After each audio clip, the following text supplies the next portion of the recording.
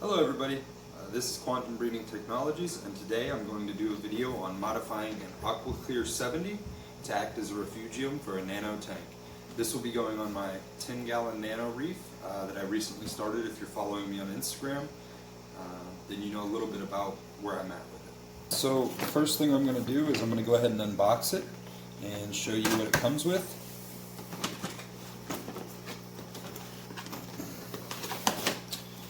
So these are the filter inserts that it comes with. It comes with a foam insert, activated carbon, and Biomax media. We're actually not going to use any of this. We might use the Biomax media, but I ordered some BioCubes. I'm not sure of the company. I'll update that whenever I add them to the tank. That I'm going to use from a different company.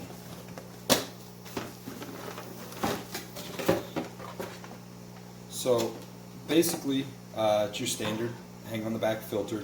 There's really only two modifications that we're going to be doing.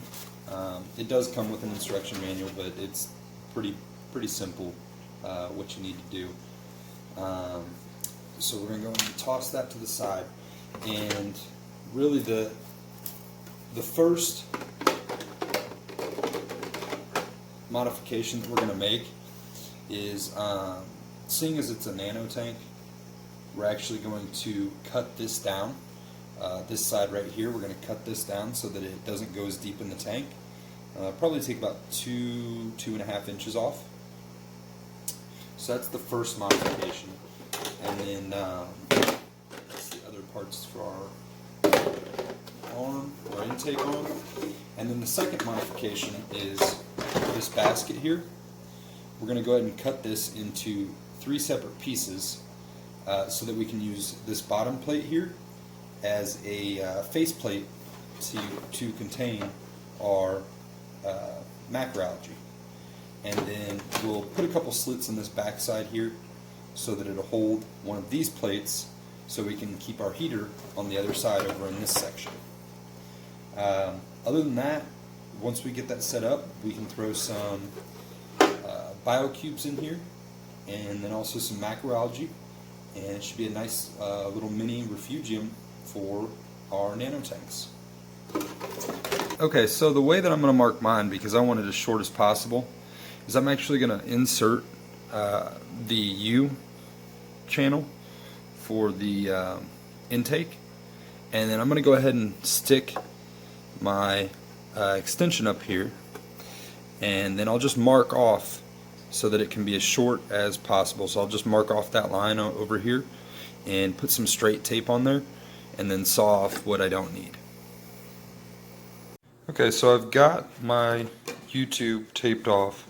I'm just going to go ahead and saw through that with a good knife so I can get the right height that I need. So the next step is to just cut this basket into 3 pieces. So you just kind of cut it along the seam lines where it naturally bends at with a pair of scissors.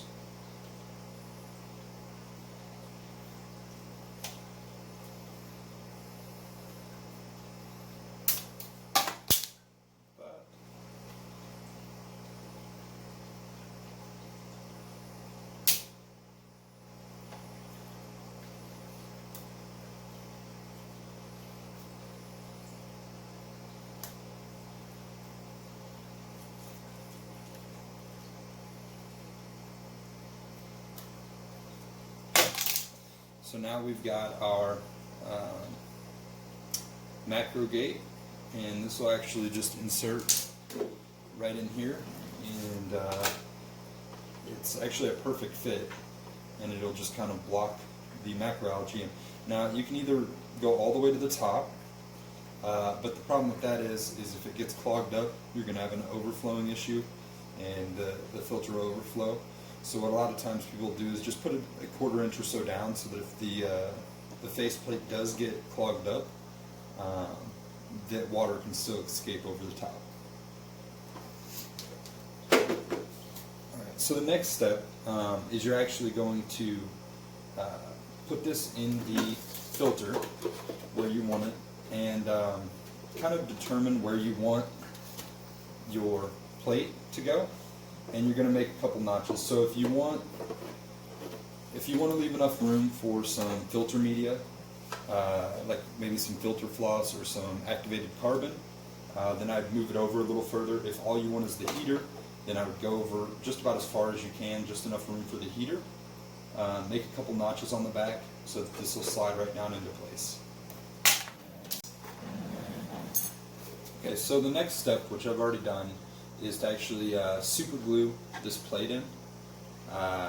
After you've got your notches, which I don't know if you can see that, but I've got a couple notches right there and there. And basically you just super glue this in. Make sure you've got enough glue that it's going to stay sturdy. And I gave myself about 1/4 inch to 3/8 of an inch, so that in case this gets clogged up and I don't get to clean it in time, there's enough room for the water to overflow without making a mess in the house. So while that's drying, there's really only one step left, and that's just to take one of these plates, it doesn't matter, either one's the same, and just go ahead and cut off this top piece, because there's really no point in having it, so you can use a knife or scissors, whatever works. And what I'm actually going to do is, because all I'm going to run is a heater and maybe a couple nano Chem Clean blue packs, which are really small. I'm actually going to run this at an angle, and it does do a slight bulging if you run it straight. So you see, you can run it straight in here, and you just have to take into account that it's got a slight bulge, but it gives you plenty of room to put some filter floss, activated carbon, whatever you want to put back here. What I'm going to do is I'm actually going to run it at an angle like this, so that I've got just enough room for my heater. You'll get a little bit better of a look whenever I go ahead and cut this top off. So there's another modification that needs to be made if you want the bottom of your plate to touch all the way to the bottom of the filter. If you're not worried about a small gap at the bottom, then don't worry about this step. And also another note, so there's this little pin at the bottom. Well, on the inside of the chamber, if you don't move your slit far enough to the left or the right, you'll end up right on top of it. So luckily I'm just on the side of it, so I can get away with just kind of pushing it over to the side. But that's something to know. But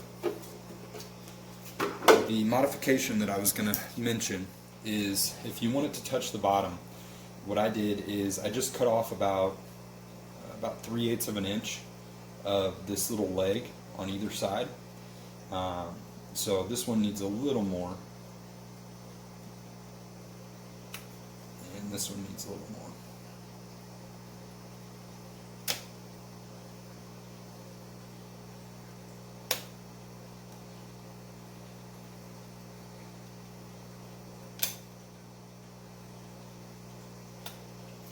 And that's just going to allow it to sit all the way down in the bottom. So there's one other modification that I forgot to mention. If you're going to be running your heater inside of your filter, you're going to want to cut a small notch in the top piece so that your wire can run down inside. Just do it with a knife, and it's pretty easy. It doesn't look the cleanest, but it gets the job done. Okay, so here's my notch. It is difficult to cut. I think if you used a Dremel, it'd be a lot easier. I will say just take your time, nice and slow, if you're using a regular knife, and make sure not to crack it. That way you don't end up with a cracked screen. Mine started to crack. Luckily it only cracked as far as I was cutting it. But that should give me enough room for my heater wire.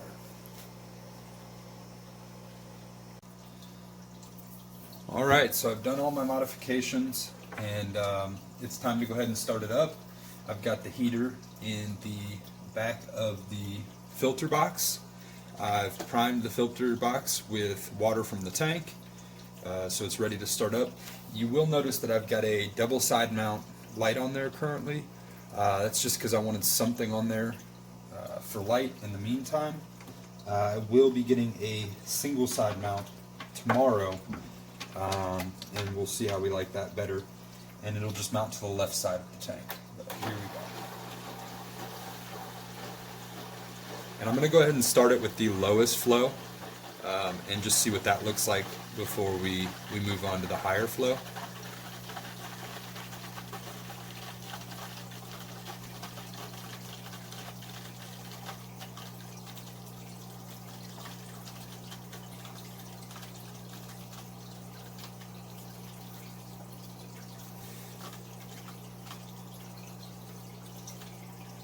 Now you will notice some of the stringy stuff that's coming out in the tank.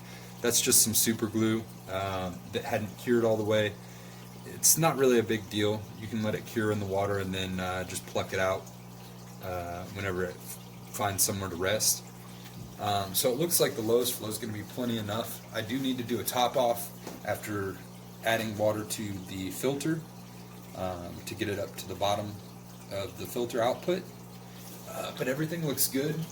My outflow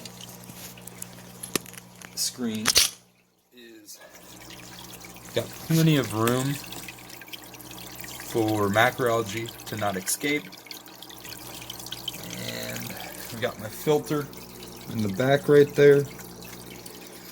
So overall, the modification was a success, and I look forward to posting more on it in the future. Well guys, that's it for this video. I hope you enjoyed it as much as I had fun making it. If you have any questions or need any help modifying your AquaClear 70, just post in the comments and I'll answer as quick as I can. This has been Quantum Breeding Technologies. Have a great day.